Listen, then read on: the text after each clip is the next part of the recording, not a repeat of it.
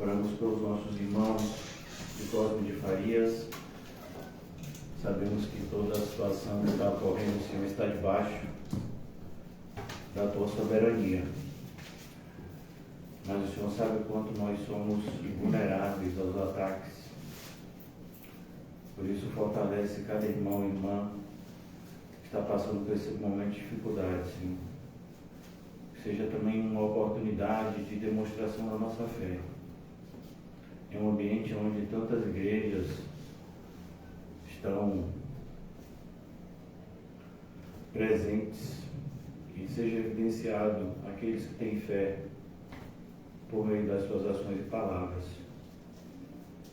Fortalece-os, Senhor, que eles tenham cada vez mais convicção de quem são filhos, quem é o Pai deles. Oramos em especial por seu Edson. Ó Deus, que o Senhor possa visitá-lo com a regeneração. A alma dele possa ser salva, Senhor. Guarda-o de todos os males, mas principalmente, Senhor, visita-o no Espírito. Oramos para que o Senhor nos conduza, Senhor, com sabedoria em relação a como nos devemos portar em cada situação, em especial nessa que estamos vivendo. Que tudo seja feito para a Tua glória, Senhor. Oramos também por essa comunidade aqui em Cosme de Farias, que também sofre os mesmos ataques, Senhor. Já passamos por situações parecidas aqui. Que o Senhor continue, Senhor, dando graça. Ó Deus, que o Senhor nos mostre como fazer a Tua obra, Senhor, da maneira que Te agrada.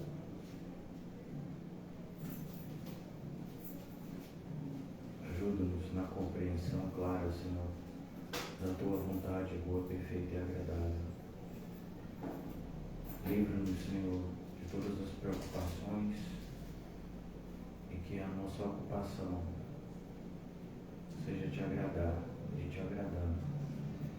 Sejamos inundados com a alegria que vem do Senhor. E nessa noite, Senhor, possamos ouvir a Tua voz e sermos fortalecidos na fé pela Tua palavra. Em nome de Jesus. Amém. E graças a Deus. Amém, irmãos? Hoje nós vamos continuar e são 3 perguntas, ainda no contexto de tudo que nós temos abordado nos últimos encontros.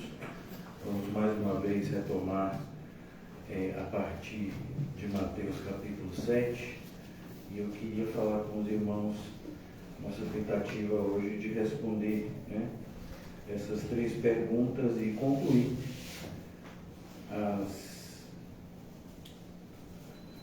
os enunciados, que nós iniciamos para falar a respeito do verdadeiro cristão. Mas as perguntas que eu me refiro são: quem eu sou? Onde eu estou? O que eu estou fazendo aqui? Sabe, são perguntas que são de toda importância para o que a gente está fazendo. Às vezes a gente não percebe e entramos na mesma sintonia do mundo. O mundo, as pessoas do mundo, é fácil identificar que elas andam numa espécie de piloto automático. Pergunta para uma pessoa quem ela é, ela vai dizer coisas como o nome dela, a família que ela pertence, o local que ela nasceu. Mas a gente sabe que não é isso que importa. Quem é quem nós somos diante de Deus. Será que somos regenerados? Será que nascemos de novo? Onde eu estou? Às vezes a pessoa vai dizer: eu estou aqui em Cosme de Farias. Graças a Deus o estudo é aqui. Se fosse no Alto das Pombas eu não iria, Então não é o seu caso. Tenho certeza que todos nós estaremos lá. Se Deus permitir, estaremos lá amanhã. Por isso que tiver colete, leve. Então, vamos quando a gente fala onde eu estou, entendendo que nós estamos em um mundo extremamente perigoso para nós. Então, hoje, imaginemos que o cenário fosse outro. Imaginemos que em vez de uma troca de tiros no bairro, que a igreja está plantada, do Alto das Pombas, que nós tivéssemos uma distribuição de alimentos por parte de uma ONG internacional. Então, mudaria o fato de que nós estamos no mundo e que o mundo jaz no maligno. Então, perceba como as circunstâncias e que mudam todos os dias. Como eu disse a vocês, há um tempo atrás, foi onde o irmão Fábio mora com a irmã Célia, que estava tendo tiroteio lá.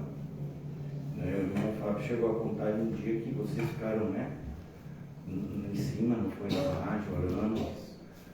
Aqui, há pouco tempo atrás, teve também na escola, que está a metros daqui da gente, tinha as valas cravejadas. Então, essa realidade de conflitos armados, ela é algo que, para nós que vivemos aqui em Salvador, tem se tornado cada vez mais comum. É uma notícia mais. Claro que para a pessoa que está no bairro é sempre difícil. É uma realidade que muitas vezes nos tira da rotina. Então, hoje o irmão mesmo estava no trabalho, mandou sair do trabalho. Tinha lugares que o supermercado fechado, a padaria fechado, Então, tira a rotina da pessoa. Mas pode ter certeza que daqui a um dia ou dois volta tudo ao normal. E o mais triste, parece que nada aconteceu. Pessoas morreram e algumas pessoas morreram lá hoje, só na rua do irmão, porém foram duas que ele me falou no áudio. Mas a grande questão para nós não é a mortalidade, é para onde essas pessoas vão após a morte. Por isso nós estamos aqui, porque nós sabemos que a única forma de salvação da alma é o Evangelho. Aprove a Deus salvar o mundo pela loucura da pregação do Evangelho. Então, é isso que nós somos. Nós somos a luz do mundo, o sal da terra. Nós somos embaixadores de Cristo, como se Cristo exortasse o mundo por nosso intermédio. Isso é o que nós somos. Onde nós estamos? Estamos em um mundo que está em aberta rebelião contra o Criador. Qual é o nosso papel no mundo? Mais uma vez, ser a luz, o sal. Demonstrar que esse mundo não é e nunca será um local onde nós passaremos a eternidade. Pelo contrário, esse mundo é um lugar passageiro. O próprio mundo é um lugar passageiro. O Senhor nos diz na sua palavra que passará o céu e a terra, mas a minha palavra não passará, a minha palavra permanecerá para sempre. Então, diante dessas respostas que nós temos tão claramente na Bíblia, é preciso que a gente se comporte de forma condizente ao que a gente professa. Então, é preciso que o cristão, é preciso que nesses momentos, principalmente, haja uma demonstração clara que aquilo que eu creio faz com que o meu comportamento seja diferente do incrédulo. Aquilo que eu creio faz com que o meu comportamento seja diferente do falso crente.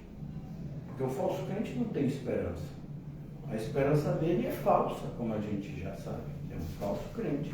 Mas se nós somos verdadeiramente regenerados, nós temos esperança. E quando a gente fala, quando a Bíblia diz que o amor lança fora todo medo, é exatamente esse medo do mundo, não o medo de Deus que é bom. O temor do Senhor é o princípio da sabedoria, mas é o medo do mundo.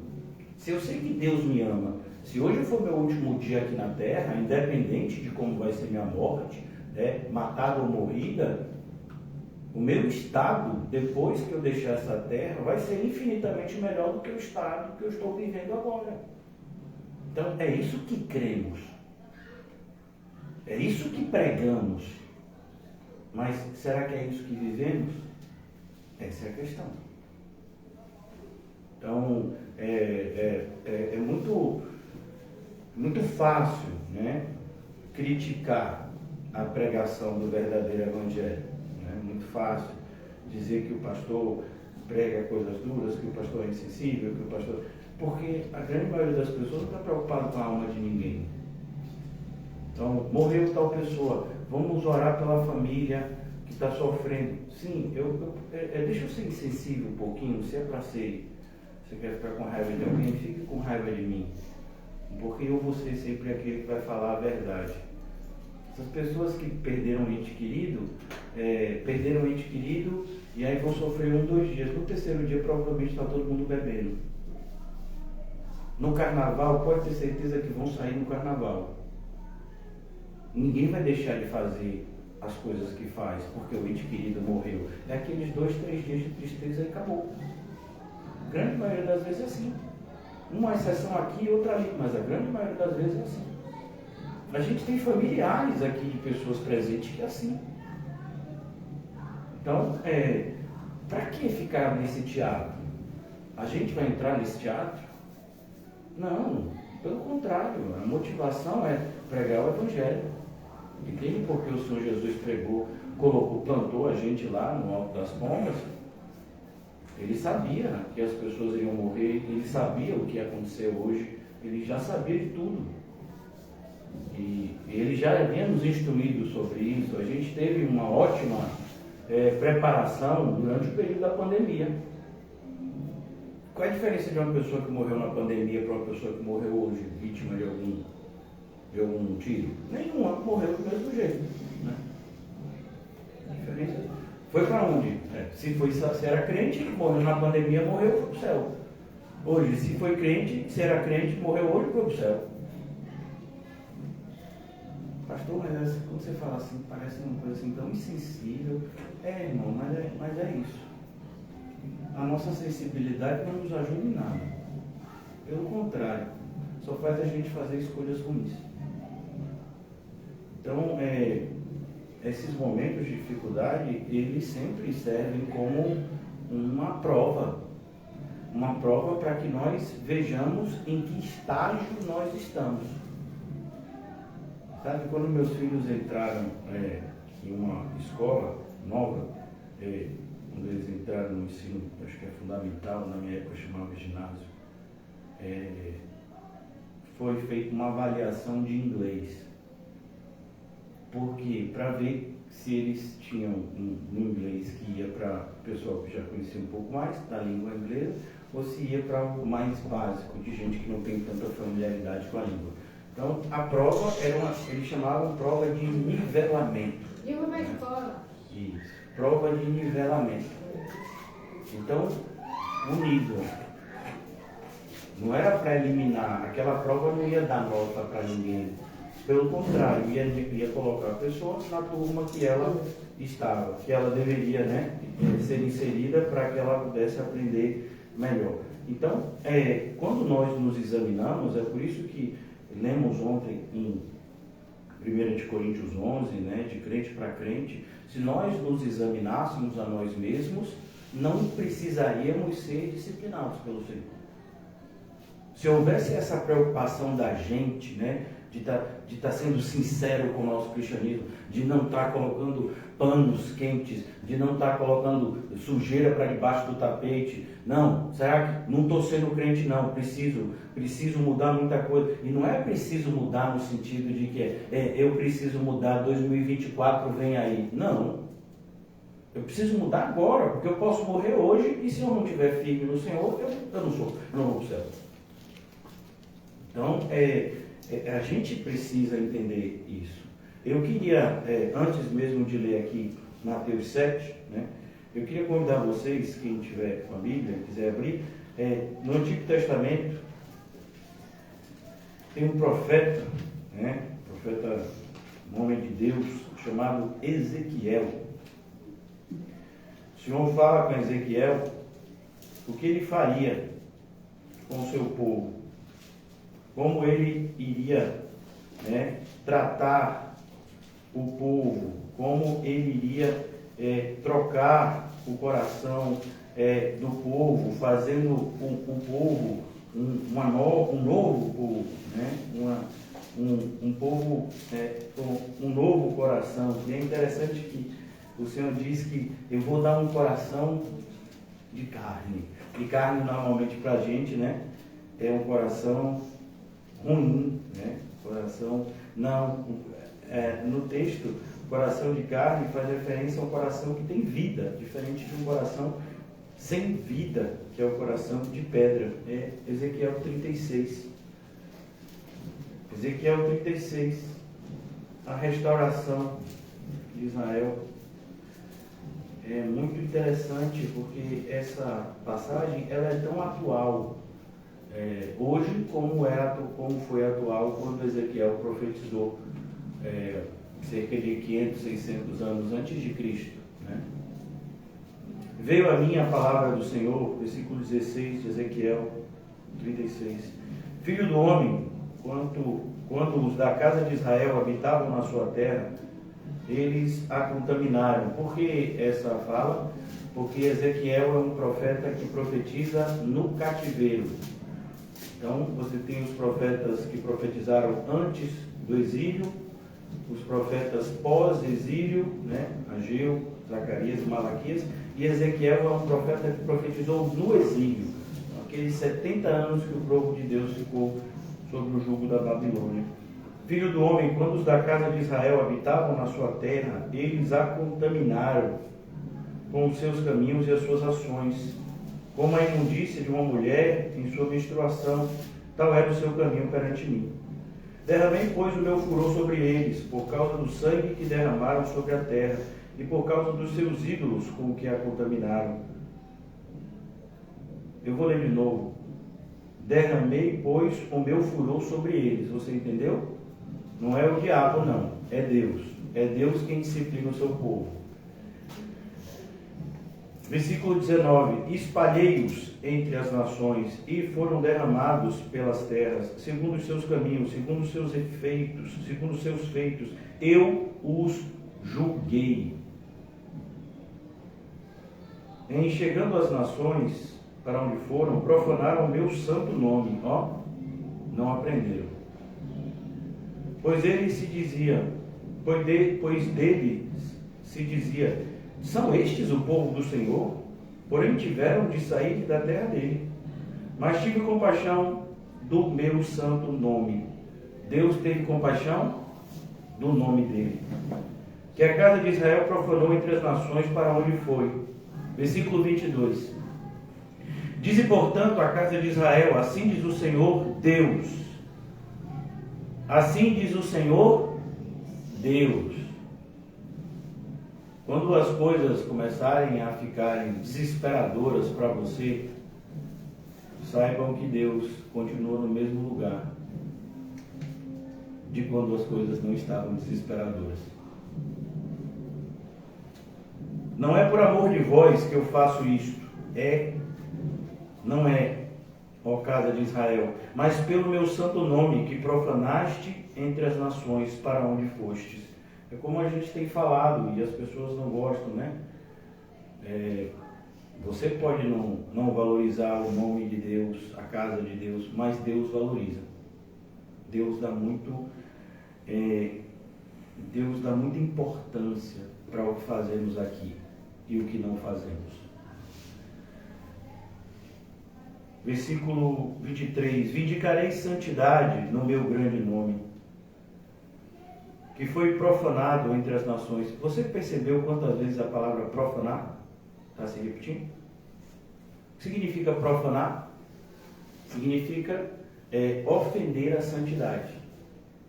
Então, o templo é santo. Você traz algo que não é santo para dentro do templo, então você profanou o templo. Profanar é isso. É você tirar a santidade do lugar que Deus santificou. Agora imagine isso na sua vida. Se a sua vida é santa e você tem um comportamento não santo, o que você está fazendo? Profanando o santuário que seria você, que Deus regenerou para ele. Vindicarei a santidade do meu grande nome, que foi profanado entre as nações, o qual profanaste no meio delas. As nações saberão que eu sou o Senhor, diz o Senhor Deus, quando eu vindicar a minha santidade perante elas. Versículo 24: Tomar-vos-ei entre as nações e vos congregarei de todos os países e vos trarei para a vossa terra. Sabe o que é isso? É o que está acontecendo aqui.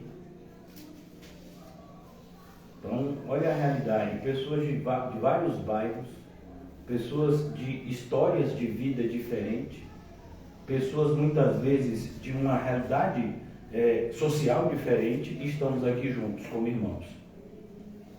Ele disse que faria isso, e ele fez. E ele está fazendo. Tomar-vos-ei entre as nações e vos congregarei de todos os países e vos trarei para a vossa terra. Então aspergirei. Lembra do batismo? Então aspergirei água pura sobre vós. E a ideia de água pura é uma água que nos purifica. E ficarei purificados de todas as vossas imundícias, e de todos os vossos ídolos vos purificarei. Versículo 26. Dar-vos-ei coração novo. Lembram-se do que Jesus falou com Nicodemos? Se não nascer de novo, pois é, isso aqui é um novo nascimento, um coração novo. Paulo vai dizer, uma nova criatura, tudo se fez novo. Por quê? Porque você recebeu um coração novo. Tomar-vos-ei entre as nações, aspergirei água pura sobre vós, dar-vos-ei coração novo, e porei dentro de vós espírito novo. Por isso que a Bíblia diz que aquele que não tem o Espírito de Cristo não é dele. Porque quem é de Cristo tem o Espírito de Cristo morando dentro de si. Tirarei de vós o coração de pedra. E por que pedra? Porque é duro? Não, pedra porque é um mineral, não tem vida. Segundo eu aprendi na escola, se eu estiver errado, a Elia me corrige. A gente tem o reino vegetal, o reino animal e o reino mineral. O reino vegetal e o reino animal, eles têm vida. A planta está viva. Mas o reino mineral não tem vida. Essa parede não tem vida. Você pode pegar um diamante que vale milhões de dólares, ele não tem vida. Ele pode até valer muito dinheiro para os homens, mas ele não tem vida. Então, quando ele está dizendo eu tiro o coração de pedra, é o que Paulo falou de uma maneira muito mais clara para a gente, né, por conta da nossa limitação intelectual e espiritual. Paulo diz, vocês estavam mortos em delitos e pecados, até que o Senhor vivificou vocês em uma viva esperança. Havia um coração de pedra, vocês estavam mortos em delitos e pecados, e aí o Senhor deu vida para vocês, e como pessoas vivas a gente recebe um coração que agora bate, que agora tem sentimentos, diferente do coração de pedra que estava morto, que não sente nada, porque está morto. Então ele diz aqui, tirarei de vós o coração de pedra e darei um coração de carne, porei dentro de vós o meu espírito e farei que andeis nos meus estatutos. Isso é consequência. Eu gosto da colocação de um pastor que ele diz o seguinte, imagine a cena de um porco. Porco. Alguém já viu um porco? Quando eu ia para o interior, via muito porco. E porco come lixo. Ele gosta de comer lixo. É o que ele gosta. Só se for de gente rica. Porque porco normal come lixo mesmo. Então, o porco come lixo. Se você botar uma torta, sabe, de brigadeiro com calda de chantilly na frente do porco, não vai atrair ele gosta de lixo. Mas imagine que num passe de mágica aquele porco se transforma num homem. Um homem não gosta de comer lixo. Ele gosta de comer comida, e se for saborosa, ele gosta mais ainda. Então, você não precisa convencer o homem a comer a torta de chocolate e a não comer o lixo, porque isso vai ser natural para ele.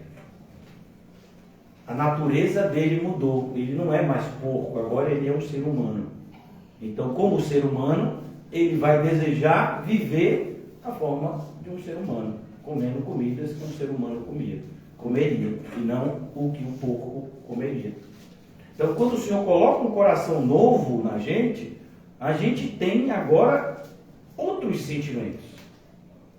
Por exemplo, antes, quando você ganhava muito dinheiro, você ficava feliz. Pastor, agora eu não ganho dinheiro, mas suponhamos, se hoje você ganhar muito dinheiro, você fica o quê? Com medo. Senhor, não deixa eu me desviar. Mas por que você não fica feliz como antes? Por quê? Porque você é uma nova criatura. Antes, quando alguém batia em você, você sentiria prazer se você conseguisse devolver a violência sofrida. Hoje, como cristão, você não sente prazer. Se um dia alguém te bater e você devolver a violência, e você é cristão, muito provavelmente você vai chorar e vai pedir perdão. Mas ele te bateu primeiro, você só reagiu. Pois é, mas eu sou cristão, como cristão eu posso apanhar, não posso bater. Não posso bater.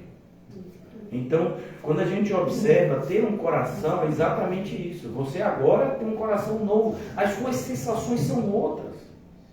As suas percepções são outras.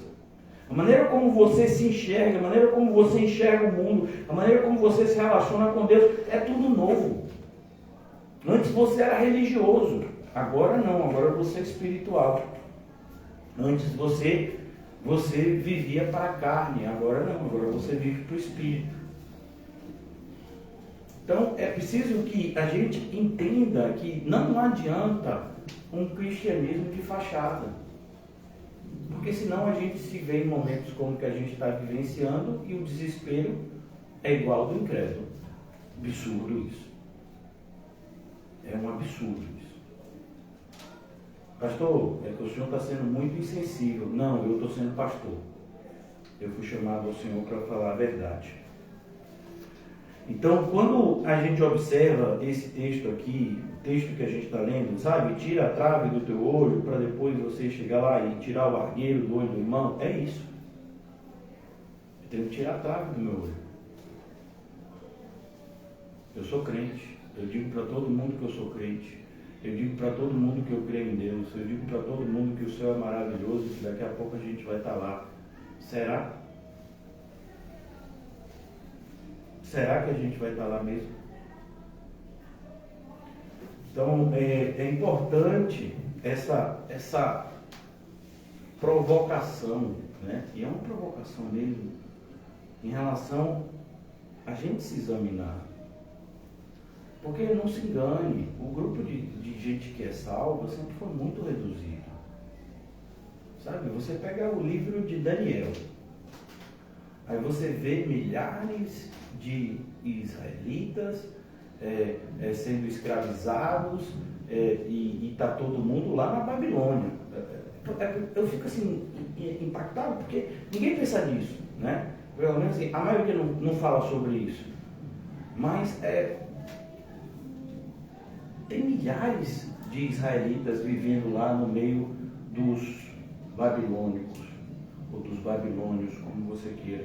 E aí tem um rei lá da Babilônia que resolve dar uma de que ele é Deus, manda fazer uma estátua dele enorme e diz que todo mundo tem que se ajoelhar diante daquela estátua e aí toca lá os instrumentos, né? E todo mundo se ajoelha, só 3 que não se ajoelham. Só tinha três israelitas lá. Tinha milhares tinham. Então quer dizer que a maioria do povo de Deus que estava na Babilônia, quando subiu aquela estátua, se ajoelhou, é isso que Ezequiel está dizendo, inclusive, aqui. Que vergonha. Eu destruo o templo, eu mostro para vocês que o que vocês fazem de errado eu disciplino, vocês estão ali debaixo da disciplina, e em vez de vocês darem um bom exemplo agora, vocês continuam se rendendo à idolatria. Só 3, irmãos. Só 3 que não dobraram o joelho. Milhares de judeus. Alguns dizem centenas de milhares de judeus vivendo lá, na Babilônia naquela época. Só 3 não dobraram o joelho. Aí, não, mas a gente tem tanto evangélico, né? Não tem não, eu não vejo tanto evangélico não. A pessoa não sabe nem o que é evangélico. Como é que pode se considerar evangélico? Então, quando aqui diz, eu vou pôr dentro de vocês o meu Espírito, o Senhor Jesus fala sobre isso e diz, eu vou enviar a vocês o Consolador. A primeira atividade, a primeira ação do Espírito Santo dentro do coração regenerado é convencê-lo do pecado, da justiça e do juízo. A primeira, não é nem a segunda, a terceira, não, é a primeira. Do pecado, da justiça, tem o Espírito Santo, pecado, justiça e juízo. Não é Deus te ama, vai dar tudo certo, não. Então, aqui ele diz, porém dentro de vós o meu Espírito, versículo 27, farei que andeis nos meus estatutos. E aí vem o povo hoje na igreja e, não, eu estou na graça, eu vivo do jeito que eu quiser. Qualquer coisa que eu fizer, Deus vai aceitar. Claro, Deus é graça. É graça, irmão. Você não está sabendo, não? É o sangue de Jesus que me salvou. É verdade, o sangue de Jesus salva, só Ele salva.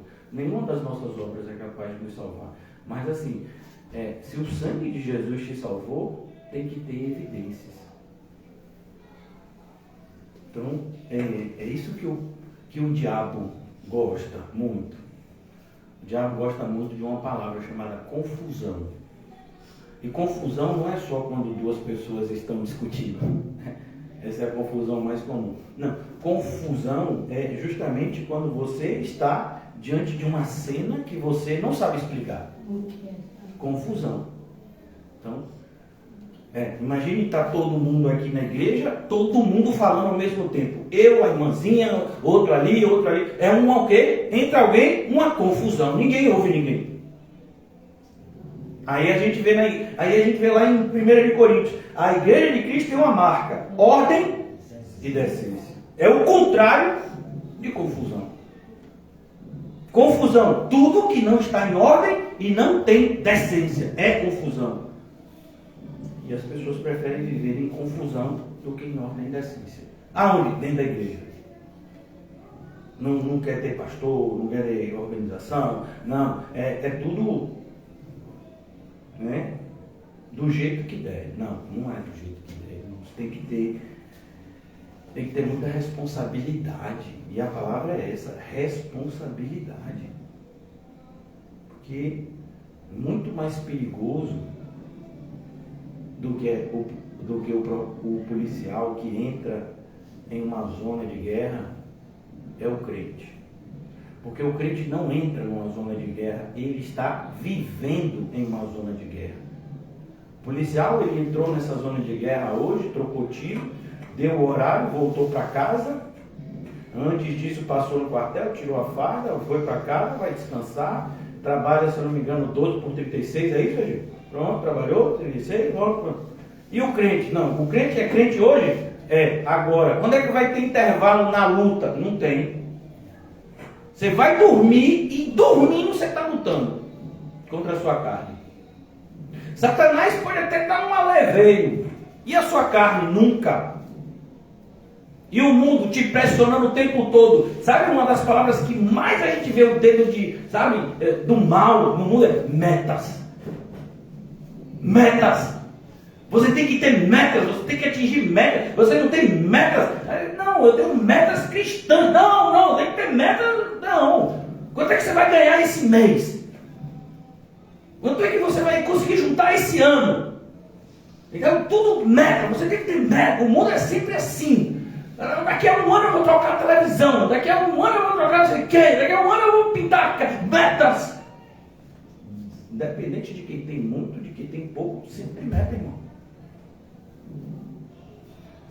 Satanás agradece a nossa ocupação com alimentos terrenos. E aqui a gente percebe, ele diz, porém dentro de vós o meu espírito, e farei que andeis nos meus estatutos. Lâmpada para os meus pés é a tua palavra, é a luz que ilumina. Jesus vem e diz, eu sou o caminho, a verdade e a vida, e ninguém vem ao Pai a não ser por meio de mim. Um caminho a ser percorrido. Todo que diz estar em Cristo necessariamente deve andar como ele andou. Então ele diz, habitareis, guardeis os meus juízos e observareis, habitareis na terra que eu dei a vossos pais. Irmão, sabe de que terra ele está falando aqui? Dessa daqui, a igreja. A igreja é um presente de Deus para o seu povo.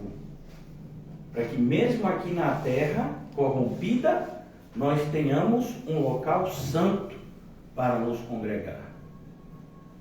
Um local santo aonde somos santificados. Aonde somos estimulados uns aos outros, ao amor e às boas obras. É esse local aqui, uma promessa de Deus se cumprindo. As portas do inferno não prevalecerão contra a minha igreja. É por isso que a gente vai onde Deus mandar ir. E se tiver tendo tiro, granada, a gente se prepara, capacete. Eu já tenho um colete, só que o meu colete é de peso, mas só tenho que colocar uma placa balística e a gente vai. Por que nós vamos? Porque é onde as pessoas estão morrendo que a gente precisa pregar. E eu estou dizendo isso, não é que tem um lugar que as pessoas não estejam morrendo. Todo lugar as pessoas estão morrendo. Eu não sei se você sabe que hoje você está mais perto da morte do que ontem. Essa semana você está mais perto da morte do que a semana passada. Esse ano a gente está mais perto da... Pastor, para aí, pastor. Está tendo tiroteio, eu falar de morte. Olha, depois quando eu parar de vir, o senhor não diga porque eu parei de vir. O senhor fica dizendo agouro? Irmão, não é verdade? Quando a gente celebra o aniversário, esse mês mesmo tem o aniversário de José. Então, ele vai estar mais perto da morte do que quando ele estava antes. Chegou na igreja no dia 12 de 2012. Né? A gente já está em 2023, 11 anos. Então, e ele achou que ia morrer antes. Ó, Deus já deu 11 anos. Eu também achei que ia morrer antes. Deus me deu também mais tempo. Então, a ideia é que é preciso que a gente enfrente essa realidade. O que? A morte é uma realidade. A morte é uma realidade para o ateu. Por que você acha que determinadas pessoas se entregam à festa, à bebedeira? O que elas dizem? Eu vou morrer, então deixa eu aproveitar o que eu tenho aqui. Mas a gente não é crente? A nossa maneira de enxergar o mundo não é outra? Mas e por que a gente não demonstra isso nas nossas escolhas diárias? Por que as nossas escolhas diárias são tão próximas do incrédulo? Quem está errado, o incrédulo ou o crente? O crente. Quem estava errado ali? Os babilônios que se ajoelharam ao rei da Babilônia, ou os israelitas que estavam na Babilônia e que se ajoelharam ao rei da Babilônia? Os israelitas é que estavam errados. Porque eles tinham um Deus. Eles sabiam o que o Deus deles era capaz de fazer. Não foi isso que Sadraque, Mesaque e Abednego disseram? Olhe, seu rei, o meu Deus, se quiser, ele me livra. Mas ainda que ele não me livre, não tem esse negócio de dobrar joelho para você não. Se ele quiser. E ele quis. Tanto quis que entrou na fornalha junto com eles. Mas, olha que coisa. Habitareis na terra que dei a vossos pais. Vós sereis o meu povo. É uma expressão comum, né? povo de Deus. Mas será que o povo de Deus é de fato o povo de Deus? Porque esse pronomezinho, né, de, né, significa propriedade. Né? Então, por exemplo, você vai ali ver um carro bonito e você diz, esse carro é do irmão Fábio. Né? É dele. De. Né?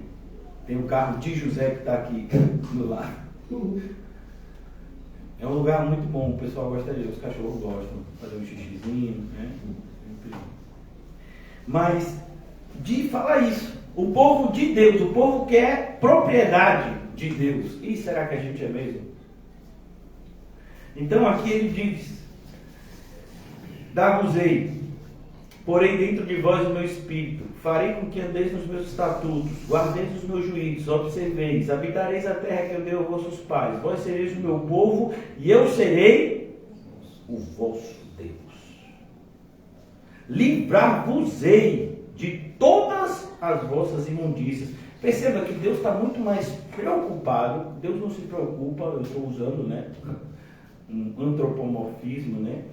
Então, Deus não se preocupa, mas Deus ele está muito mais ocupado com a nossa santificação do que com a nossa segurança.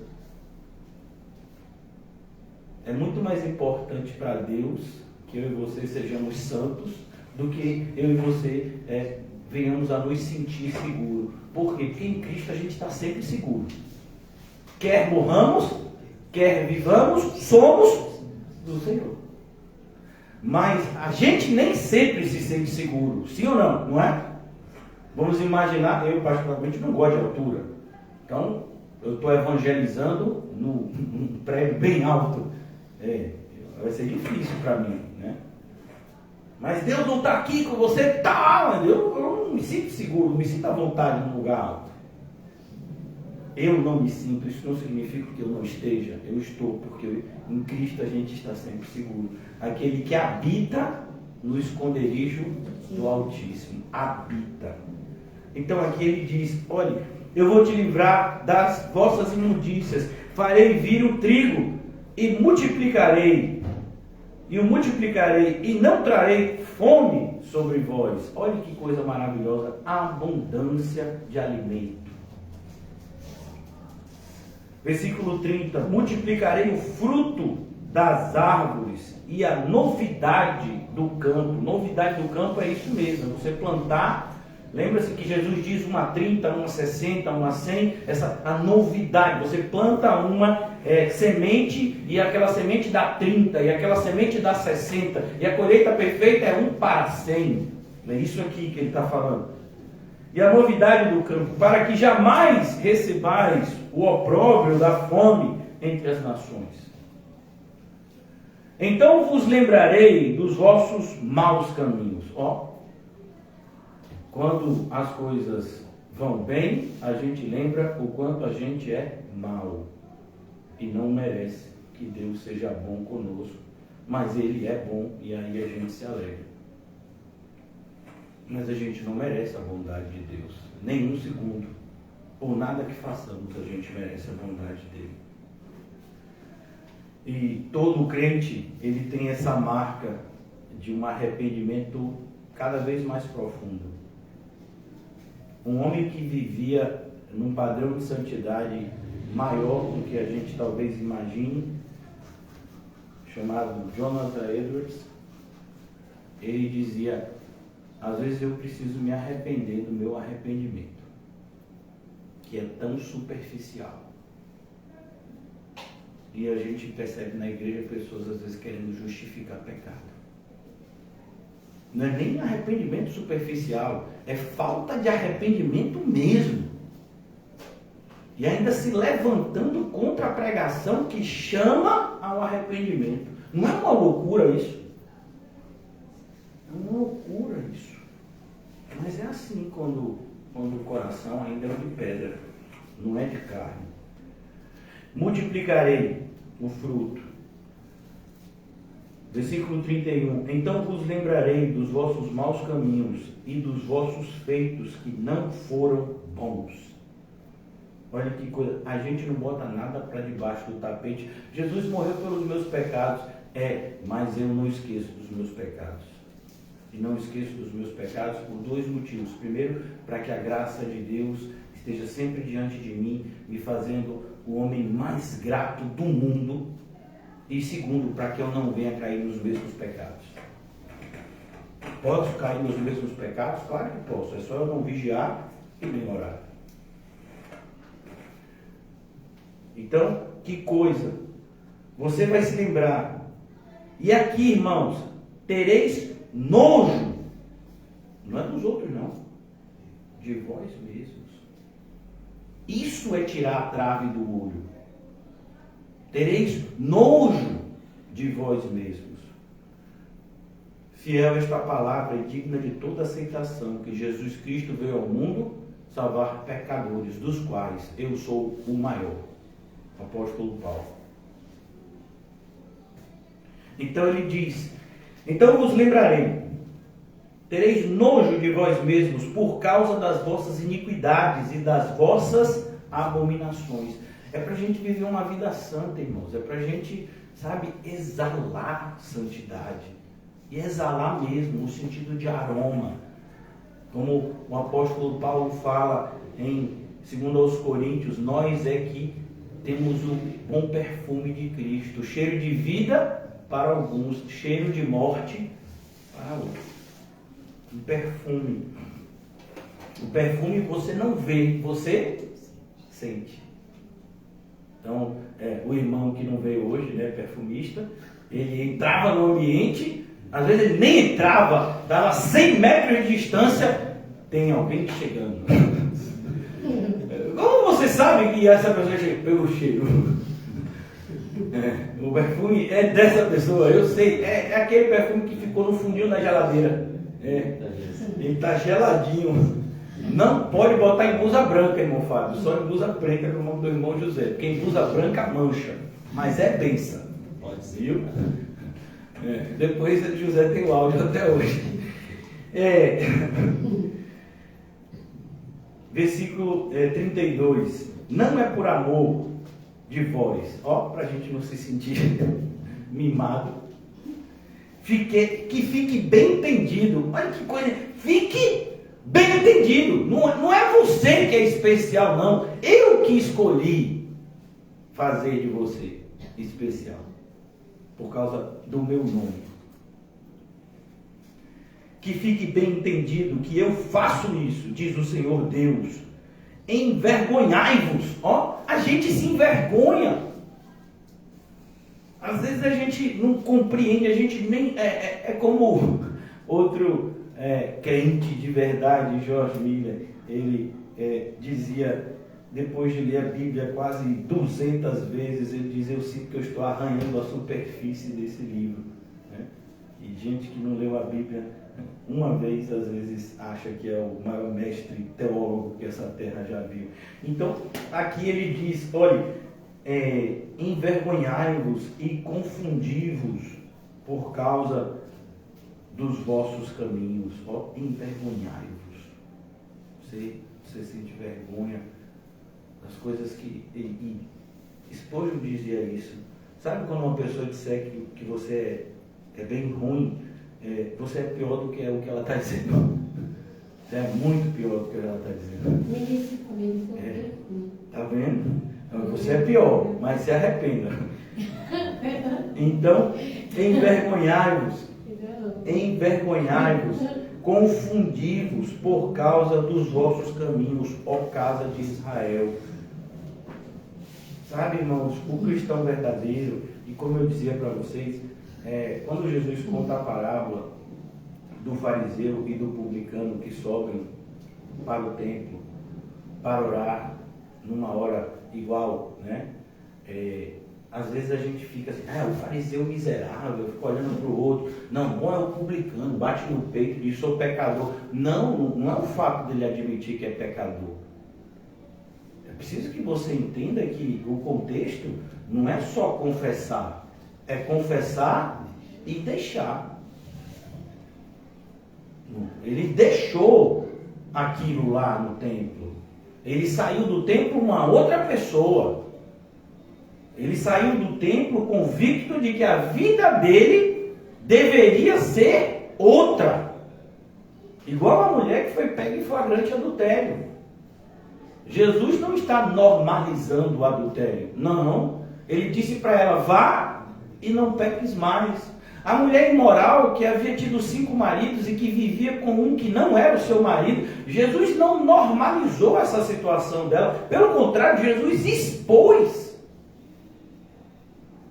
Vai buscar o seu marido e vem cá. Ela disse, eu não tenho marido. Mentira.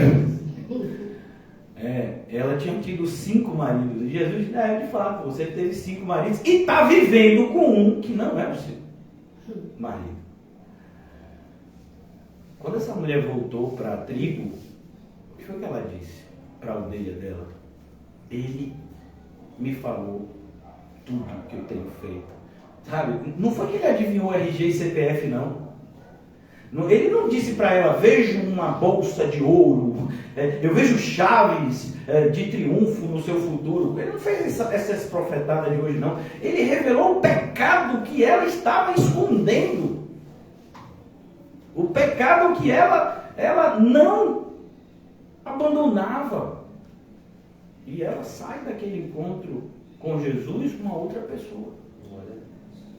Então, é isso que ele desceu do templo justificado. Que ele bateu no, eu sou um pecador, Senhor, tem compaixão de mim. E todo aquele que pede, recebe. Deus dará o Espírito Santo a todos aqueles que sinceramente pedirem. Esse é o presente, o maior de todos. O próprio Espírito, como a gente viu aqui. O coração novo vem com o Espírito novo.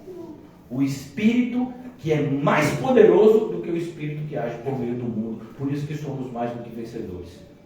Porque o Espírito que habita em nós é mais poderoso do que o Espírito que age por meio do mundo. Como está escrito em 1 João. E aí a gente fica envergonhado. A gente fica envergonhado com quem? Com a gente. Eu não sei se isso acontece com vocês. Eu oro, é vergonha sobre vergonha. Meu Deus, ainda. Meu Deus. Não preciso de ninguém, não.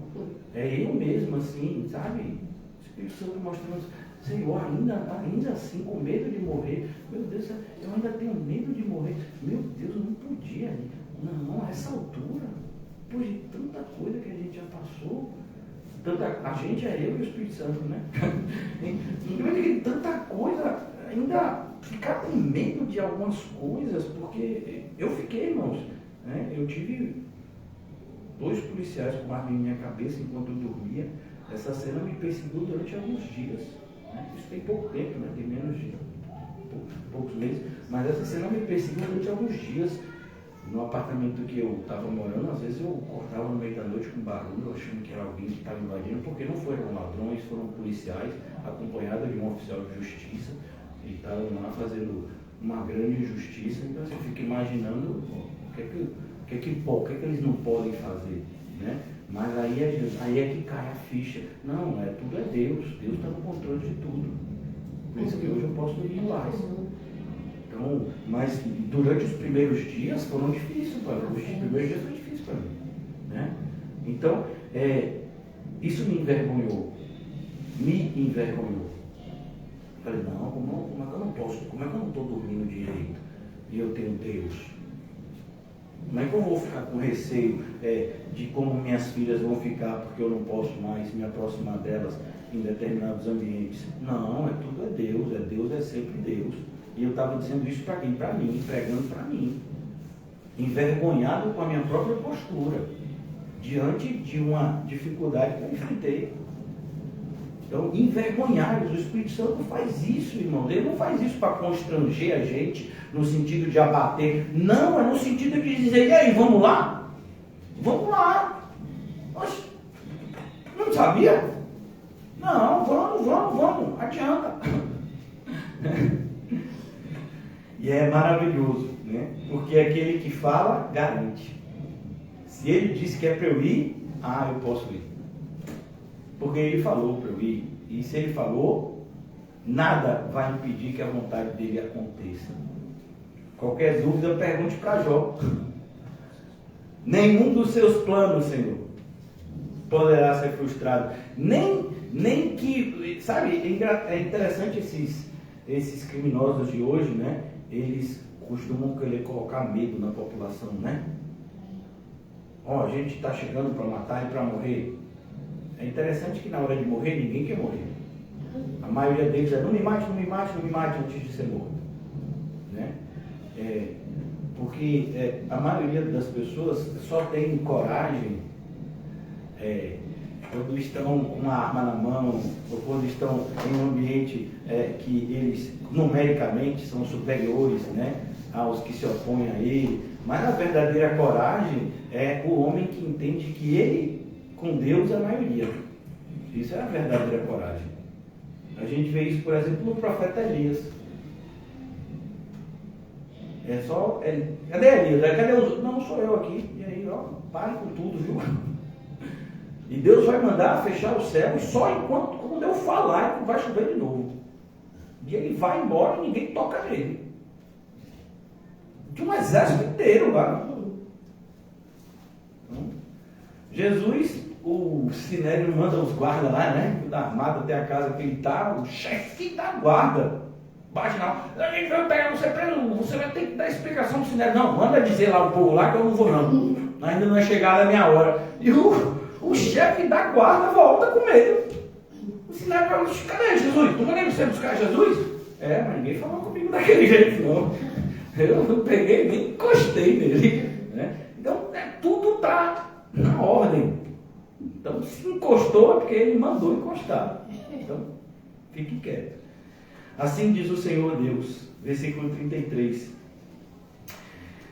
No dia em que eu vos purificar de todas as vossas iniquidades, olha que coisa, irmãos, como eu já disse, a principal ocupação de Deus nesse momento na sua vida e na minha é a nossa santificação.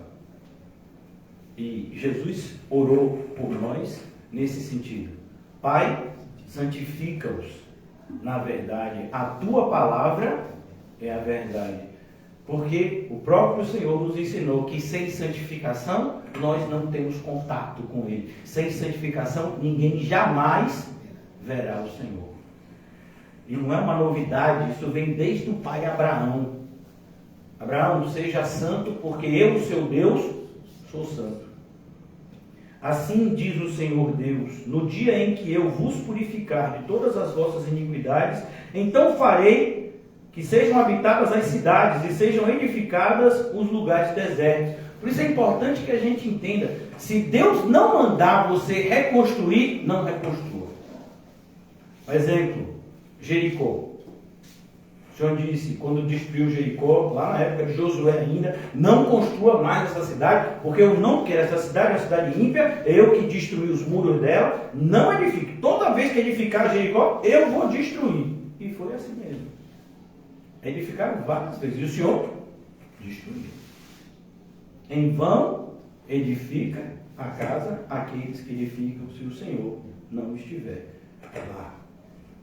Então, não adianta, irmãos, fazer, não adianta ter esforço. É por isso que tem duas palavras que para o mundo, às vezes, tem o mesmo significado. Para a gente que é crente, tem significados opostos.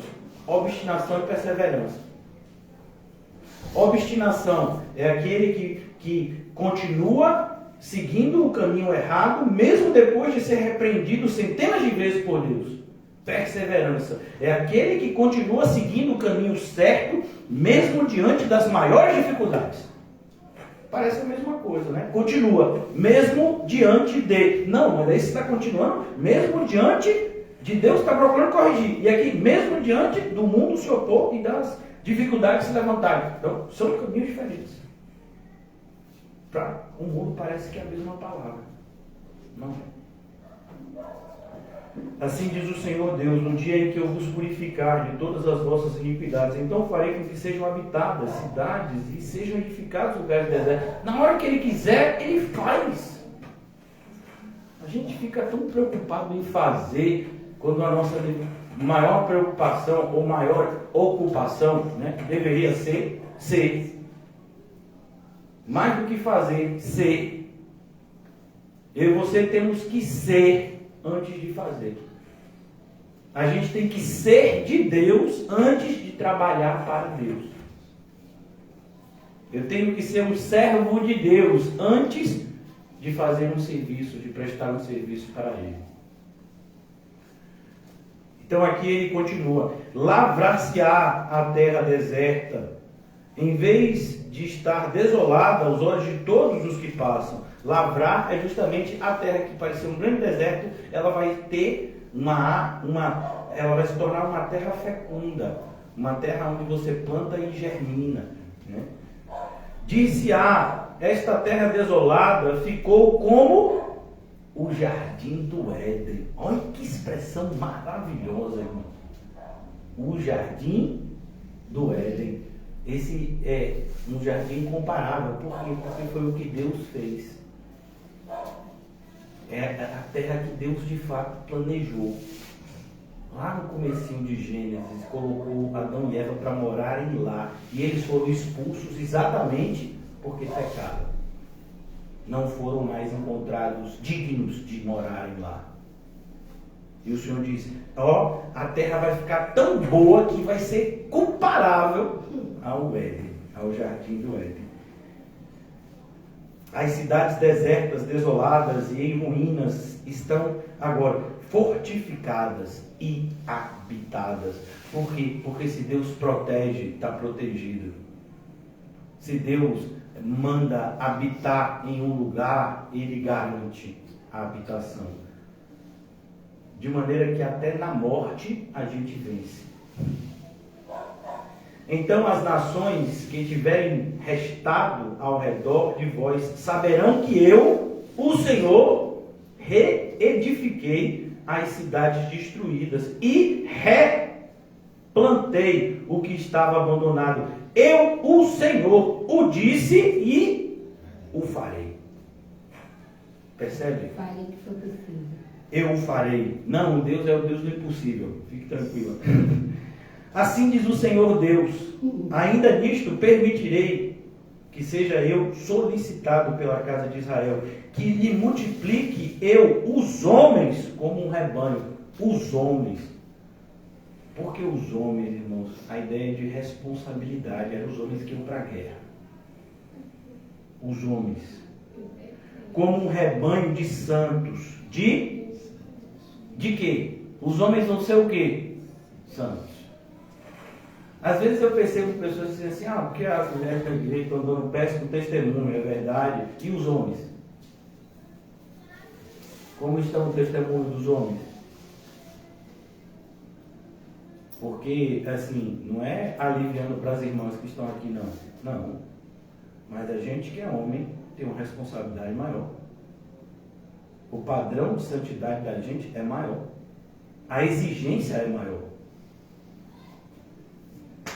A gente não é só maior na hora de comer. Não, a gente é maior na hora da responsabilidade também. Eu farei isso como um rebanho de santos, o rebanho de Jerusalém, nas suas festas fixas. Que festas? Tabernáculo, Páscoa, colheitas. Assim as cidades desertas se encherão de rebanhos de homens e saberão que eu sou o Senhor. É isso, irmãos, aqui, ó. Isso é ser igreja. É uma congregação de santos. O Senhor chama, o Senhor regenera, o Senhor garante. Aqueles que de antemão conheceu, predestinou, chamou, justificou, glorificou. Essa é a nossa história. Ninguém pode mudar a nossa história. Mas se é a nossa história, precisa de fato ter os requisitos que a Bíblia impõe. Quem são esses, como está escrito lá em Romanos 8, que Deus chamou? Quem são esses que Deus justificou? Quem são esses que Deus predestinou? Quem são esses que Deus glorificou? Santos. Essa é a evidência, santidade. E santidade, irmãos, como eu já disse para vocês em alguns momentos, existem várias aplicações da palavra santidade, mas a palavra santidade, no sentido geral, ela significa algo que é separado para Deus. Então, nós somos essencialmente, que está na essência, nós somos essencialmente diferente dos ímpios. Nós somos essencialmente diferente de quem éramos antes de sermos crentes. Essencialmente. É o que a gente estudou aqui. Por isso que o nosso comportamento é tira a trave, para depois tirar o argueiro. Não é deixa o argueiro e deixa a minha trave. Não, eu vou tirar a minha trave. Eu preciso crescer em santidade. Eu preciso buscar me corrigir naquilo que eu já fui exortado, para que eu também possa corrigir outros que estão numa posição como a minha. Por que você acha que Davi deixou os salmos de confissão? Você acha que só Davi foi tentado naquele processo? Você acha que só Davi cometeu um pecado maior tentando esconder um pecado? Foi o que ele fez? Ele mandou matar Urias, por quê? Porque ele não conseguiu esconder o pecado do adultério. Batseba engravidou, ele não conseguiu fazer com que Urias dormisse com a sua esposa para depois dizer que o filho era dele, não conseguiu, e aí ia ser descoberto a gravidez de Batseba. Davi ia ser apontado como o traidor, então tem que matar o marido. Para esconder um pecado, teve que cometer um ainda maior. Então, por que Davi deixou os salmos de confissão? Porque ele sabia que outros iriam passar por situações semelhantes a dele e que não deveriam seguir o caminho que ele trilhou. Mas Davi é um homem santo, mas imperfeito. E a gente segue naquilo que ele seguiu a Cristo. E naquilo que ele não seguiu, aí a gente não segue. Por isso é tão importante, irmãos, a gente estudar a Bíblia da forma correta. Desejar viver a Bíblia da forma correta. Eu não estou dizendo aqui que os irmãos que estão com medo de morrer estão errados, são falsos crentes. Não, eu estou dizendo que esse medo de morrer não pode conviver no nosso coração regenerado. A gente tem que destruir ele. A gente tem elementos para destruir ele. Ou você acha que a armadura de Deus, que Deus nos deu, a armadura é de Deus e Ele nos deu para usá-la enquanto andamos aqui? Por que enquanto andamos aqui? Porque no céu não vai precisar usar armadura. Então, por que Ele deu aquela armadura? Justamente porque a gente precisa combater o bom combate da fé, que não é contra tiro, bomba, metralhadora. Não, a nossa luta é contra os seres espirituais do mal que habitam nas regiões celestes. Sabe, irmãos, as cenas que chocam tantos de nós são cenas comuns em determinados países que estão em guerra civil há 10, 20 anos. Sabia disso? Cenas que chocam a gente são cenas comuns em determinados países. Eu não estou falando no passado, não, estou falando hoje. E nesses países tem crente. Então, há alguns anos, o Estado Islâmico, que ainda é muito forte, e voltou a ter poder sobre o Iraque, o Talibã está lá, né? O Estado Islâmico, esse braço do Talibã, ele invadiu a África, todas as forças e muito recurso do pessoal que tem dinheiro no petróleo. E não é interessante que essas notícias saiam Porque hoje em dia, as pessoas mais ricas do mundo, elas são aquelas que têm petróleo. Quem você acha que comprou o Neymar? Por uma bagatela? Porque para aquele shake, nada, um trocado. Né? É o pessoal que tem dinheiro, é o pessoal que adora lá.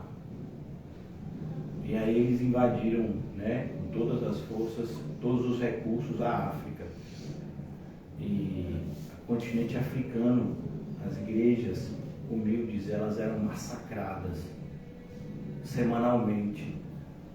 Massacradas. Milhares de pessoas morreram. Você provavelmente não viu a notícia de nenhuma dessas mortes, mas morreram. Estão morrendo ainda. Você e eu não vamos saber.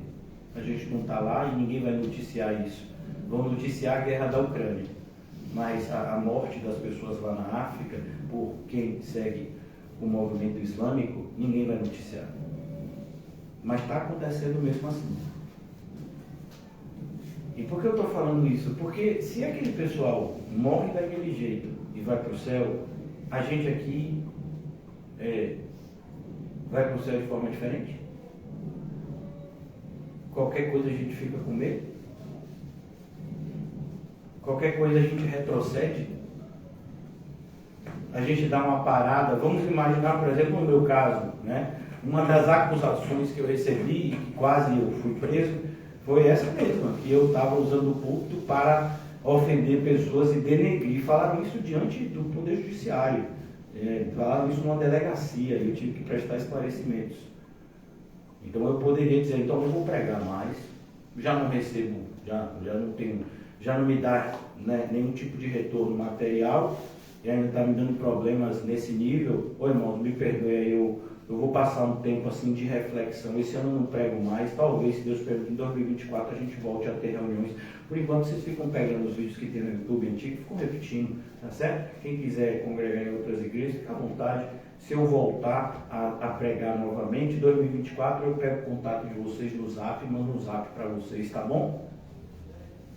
Por que eu não posso fazer isso? Eu não sou humano igual a vocês? Não posso fazer isso. Porque senão eu vou estar negando tudo que eu preguei. Então, no dia, inclusive, que aconteceu o que aconteceu comigo, eu vim para cá. Aqui.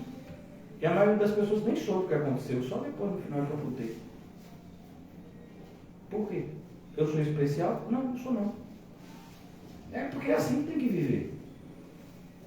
Não tem duas formas de cristianismo, irmão, só tem uma. Pelo menos uma correta, né? Então é preciso que a gente entenda, o caminho é estreito mesmo. Ah, tem que tirar a trave do olho? Pois é, isso aí, tem que tirar a trave do olho. Nós somos pessoas que foram purificadas e por isso nos limpamos cada vez mais. Não é a gente vai se sujando e se limpando. Não, a gente foi limpo e agora se limpa cada vez mais. A gente foi santo e agora a gente se santifica cada vez mais. Isso é progressivo, isso é ininterrupto. Aí a gente vê o pessoal tirando férias, fazendo uma série de ponderações em relação à vida cristã. Não tenho tempo, está difícil. Sabe, irmãos, eu sei que o que eu falo aqui muitas vezes é chovendo molhado, mas eu tenho esperança que a palavra de Deus não volta vazia. Então, sabe, no final, é isso que vai contar. A comunhão que você tem com Deus. Sabe algo que eu acho bastante interessante? Paulo usou dessa analogia algumas vezes, porque ele pregou para os gregos, né? Um mundo que havia sido helenizado, né? Helenizar significa ser influenciado pela cultura grega. Então, Paulo usou muitas vezes a analogia do esporte. Então, você acha que o atleta que chega lá na prova da Olimpíada, né, que seria o ápice, né, na modalidade esportiva, principalmente do atletismo, você acha que ele se prepara um mês antes para a prova que ele vai disputar? Não. Lá está com quantos anos? 11. Tem atletas que começaram a treinar a modalidade que vão disputar com 25 anos, quando tinham 4. 4 anos, já estava lá. Nadador, César Cielo, brasileiro, que bateu o recorde mundial. 3 anos, o pai e a mãe jogaram numa piscina. Dizia que ele tinha asma, joga na piscina e ele parecia um peixinho na piscina. E aí ganhou um monte de medalha, foi morar nos Estados Unidos, começou a treinar nos Estados Unidos e ganhou, né? Sabe, essas pessoas, elas se dedicam uma dedicação que beira a loucura. Beira, sabe? Deixa de falar, não vai para festa de aniversário, não vai para nada, porque não, eu quero ganhar a minha medalha, eu quero deixar o meu nome na história, eu vou bater o recorde mundial, eu vou ser lembrado por aquele que fez isso, e fica lá, não abre mão. Aí a gente é crente. E o esforço? Parece um salário do professor Raimundo. Não tem esforço. Sabe? A prova é amanhã. Eu me aqueço antes. Você vai competir amanhã na natação, né? Vou nadar amanhã. Sabe nadar? Não. 5 minutos antes alguém me ensina. Como é natação mesmo? É uma abraçada assim, outra assim, e depois bate as pernas junto? Não. 5 minutos antes eu dou um treininho e aí já caio na piscina e ganho a medalha. É os crentes hoje. Eu vou louvar. Não, 5 minutos antes a gente ensaia.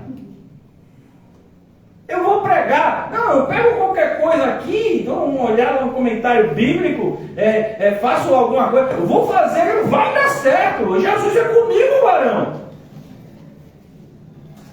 O que faz com que muitas vezes o atleta se sinta tão à vontade naquele momento difícil que é da competição?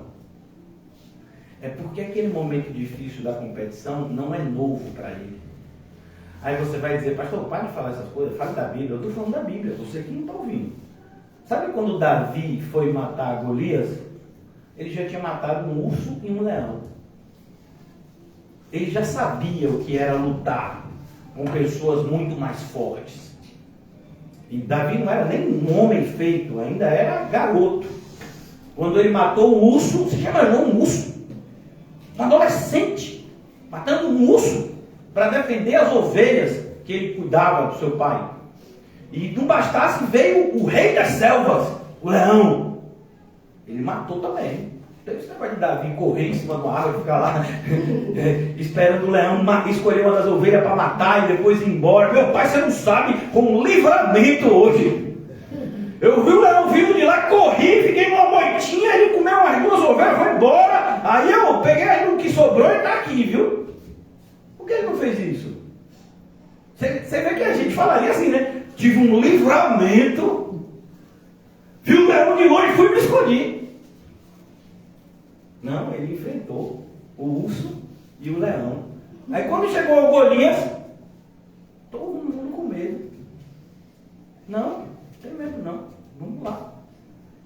Toma aqui minha armadura. Não, precisa não. Eu não sei lutar com armadura não, o negócio é o estilingue. O negócio é o estilingue. Então, irmãos, essas lutas que a gente está passando agora, elas têm que nos preparar para lutas maiores. Se a gente se cansa correndo com homens, como a gente vai correr com cavalos? Se a gente acha insuportável a ideia de enfrentar obstáculos terrenos, como a gente vai lutar contra espirituais? É por isso que dificilmente a gente vai ver um demônio, vai passar por um momento assim, sabe, daqueles de filme de terror. Dificilmente. Porque o Satanás não precisa disso. O Satanás sabe que se por acaso ele fizer isso, talvez a gente fique com medo e busque Jesus pelo medo, né? Então ele prefere enganar a gente. Sabe o que Satanás soprou no ouvido de muitos hoje? Eu não preciso de bola de cristal. Eu só preciso ler a Bíblia. E graças a Deus eu leio. Muitos cristãos hoje ouviram a seguinte frase: pensando que era de Deus, mas não era. Tem misericórdia de ti mesmo. Tem compaixão de ti mesmo. Essa frase foi dita, mas não foi por Deus e por nenhum enviado dele. Essa frase foi dita pelo apóstolo Pedro, quando por medo, por ganância humana, emprestou a sua boca para o diabo.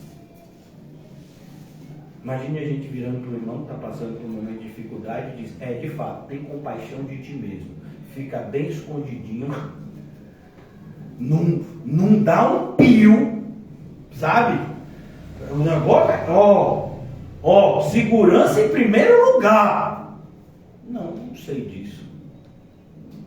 Pastor, o senhor é tão insensível falar isso porque sua vida deve ser muito fácil. Deve ser mesmo, né?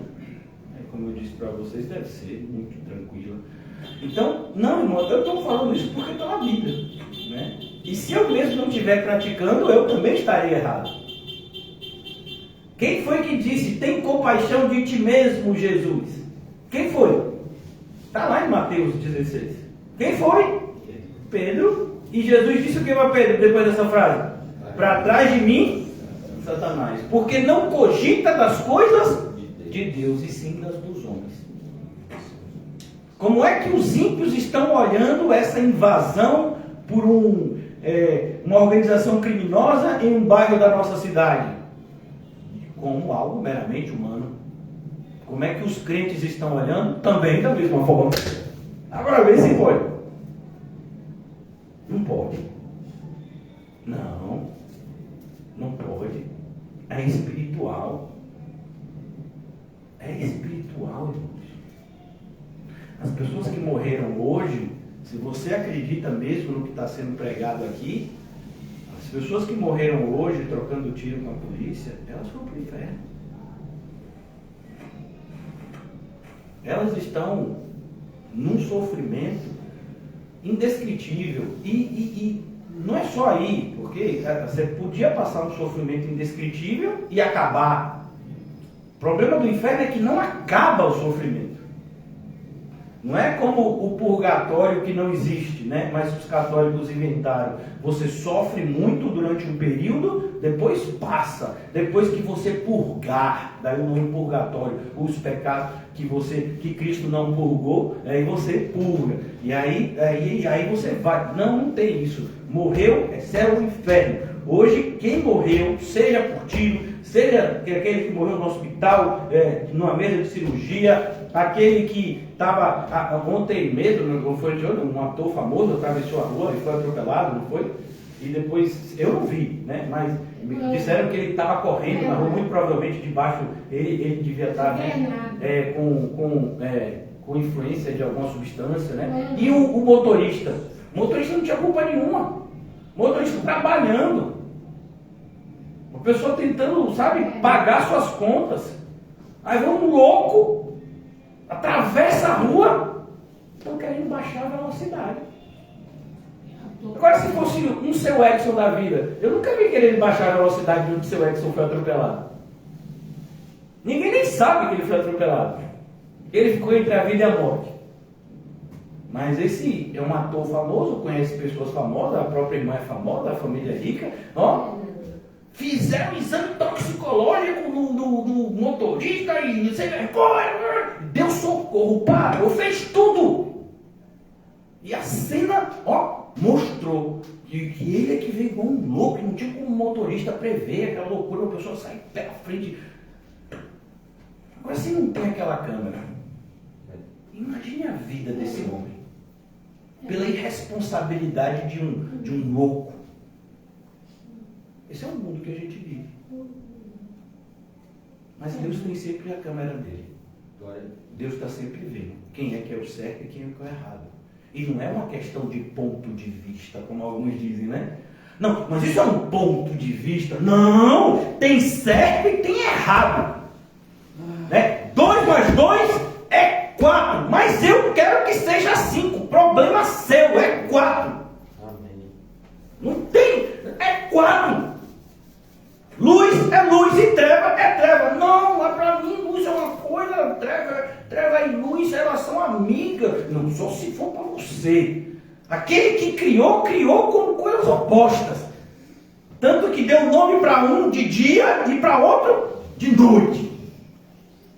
Então, tem o que é verdade e tem o que é mentira. E tudo está sendo escrito. E eu vou dizer o que mais dói hoje, e que eu não queria dizer, mas eu não falo o que eu quero, eu falo o que Deus manda. Os covardes não entrarão no reino de Deus. A gente não tem a opção de retroceder como a gente pensa. Não é opção retroceder, é opção apostatar. Então, se você quer dar o nome certo, tudo bem. Apostasia... Não. É porque assim, eu dei 2 passos para trás para me preparar de novo para pegar impulso. Não! Para trás nem para pegar impulso. É para frente que o crente anda.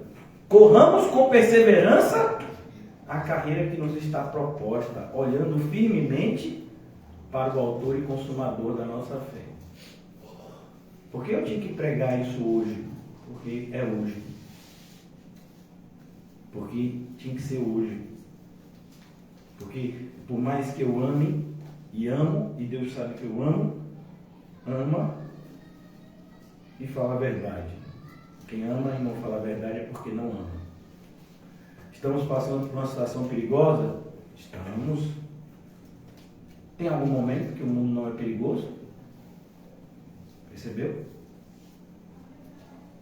Sabe, são várias as opções. Eu já estou concluindo, viu? E hoje não vai ter louvor, não. A não ser que a gente faça por meio de recursos tecnológicos. Quando a gente experimenta situações assim bem difíceis, é justamente nesses momentos que a gente tem a oportunidade de sentir a presença de Deus como nunca a gente sentiu antes. E às vezes a gente perde a oportunidade. Justamente porque a gente não tem a fé que a gente disse que tinha. Lembram-se de Pedro? Senhor, eu darei a vida por ti. Nunca te negarei. Pedro, não vai ser uma não, Pedro. Você vai me negar 3, e só vai ser 3 porque eu tenho muita misericórdia de você. E roguei por você para que você não desfaleça. Aí quando você se converter, ajude os seus irmãos. Percebe? Você acha que aquela noite foi fácil? Você acha que os apóstolos não tinham toda a razão para ficar com medo? Do ponto de vista humano. Do ponto de vista espiritual, zero, nenhuma, né? Mas do ponto de vista humano, Jesus, o homem que é Deus, que eles viram fazer coisas assim que ninguém jamais fez, apanhando. Imagine, se estavam fazendo aquilo com Jesus, o que fariam com os seus discípulos? Você acha que eles não tinham razão para ficarem amedrontados? Mas o Senhor não aliviou para eles, não. O Senhor disse, todos vocês me negarão. Todos. Então, é preciso que a gente entenda, momentos difíceis fazem parte da nossa trajetória. Quando Davi escreveu o Salmo 23, que a gente ama, eu amo o Salmo 23, amo toda a palavra de Deus. O Salmo 23 é uma passagem da Bíblia assim, que é sempre especial, né, para todos os cristãos. Mas Davi, ele diz, ainda que eu passo pelo vale da sombra da morte. Essa é uma expressão hebraica. Por isso que às vezes quando traduz-se para o português, eu não sei falar hebraico não, viu, irmão? É só estudo mesmo. Quando a gente traduz para o português, perde-se muito. Então, quando a gente lê assim, ainda que eu passe pelo vale da sombra da morte, numa interpretação do português, seria assim, ainda que é o quê? Uma suposição, né? Se um dia eu passar por uma dificuldade muito grande, eu não temerei, porque o Senhor estará comigo. Mas isso é no português, e não foi escrito no português. Davi escreveu o Salmo em hebraico. E em hebraico não é ainda como uma suposição, mas ali é quando. Ou seja, eu vou passar por um momento na minha vida em que eu me desesperarei da própria vida, como Paulo fala em 2 Coríntios 2. 2 Coríntios 1, perdão. Mas nesse momento, eu me lembrarei do Senhor e eu não temerei mal nenhum, porque eu sei que o Senhor está comigo. Não é o que está escrito no Salmo?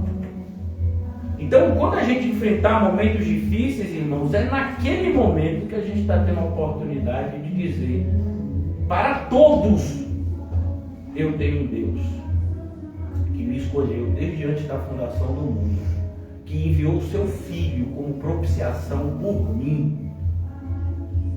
Eu não estou aqui sozinho. A gente tem essa oportunidade e muitas vezes a gente retrocede.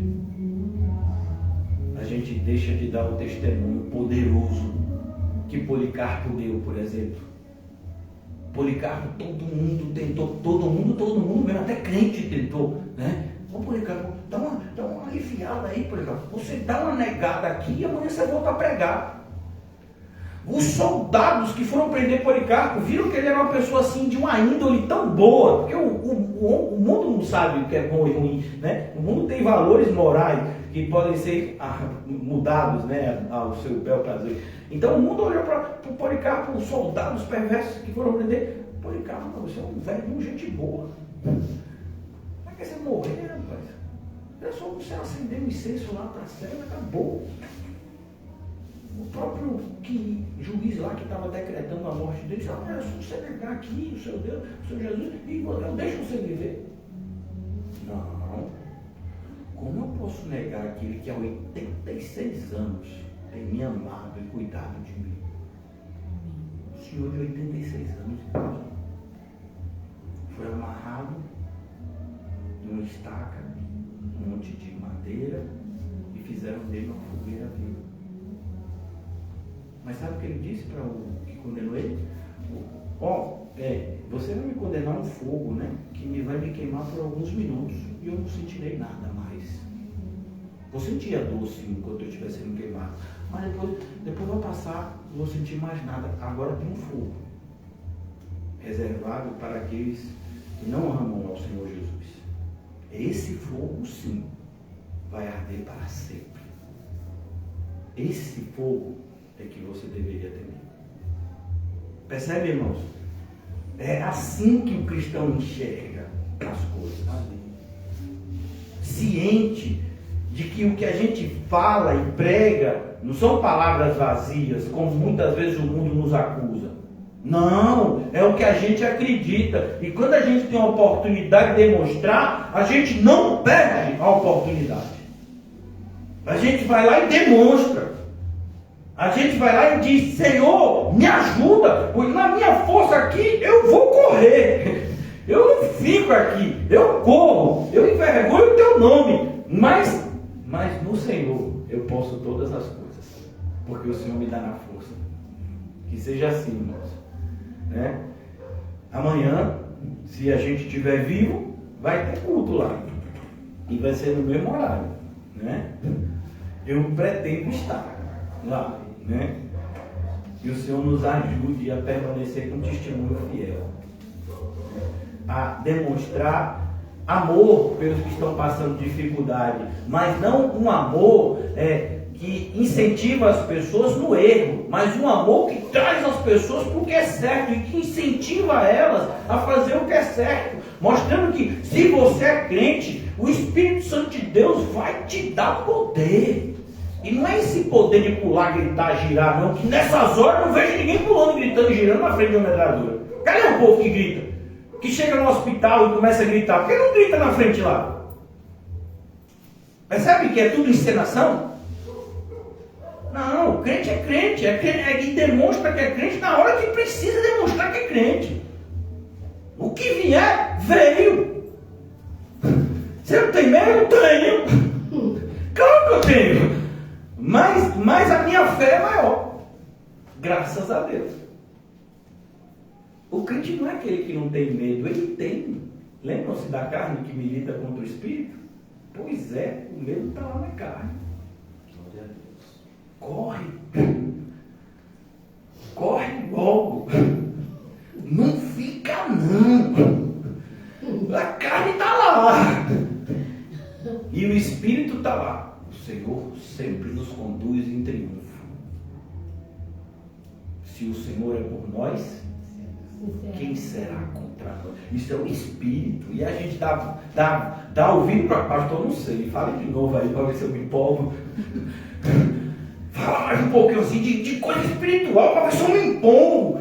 Não, irmão, quem tem que falar é você para você mesmo. Eu acho lindo o desenho bíblico daquela mulher do fluxo de sangue, né? Ela falou com ela mesma.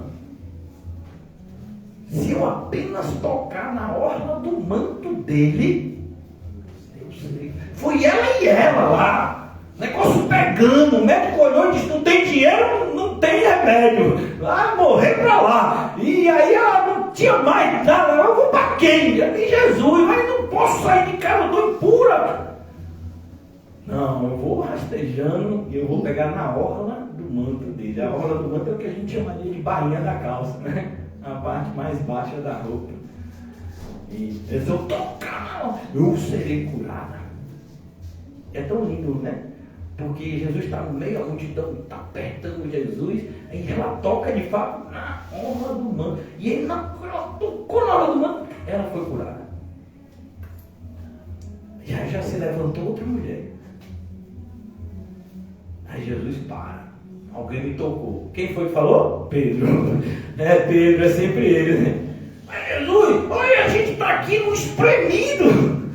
E o Senhor está procurando quem te tocou. Né? Todo mundo aqui espremidinho, Jesus. Eu não estava adiante aí. Não, vou parar aqui que saiu virtude. Virtude é uma palavra que é traduzida como poder também. De mim. Não, alguma coisa aconteceu aqui. Acho que Jesus não sabia o que aconteceu. Ele sabia, mas ele queria mostrar para a mulher que ele sabia, que não foi só aquele milagre que ela recebeu, que tudo que ela viveu até aquele momento tinha um significado, porque o sofrimento, segundo Deus, opera arrependimento para a salvação. Então, tudo, minha filha, você não foi esquecida todos esses anos, não. Todos esses anos foram uma preparação para esse seu encontro comigo hoje. É por isso que Jesus para tudo. Porque Jesus não está preocupado com números.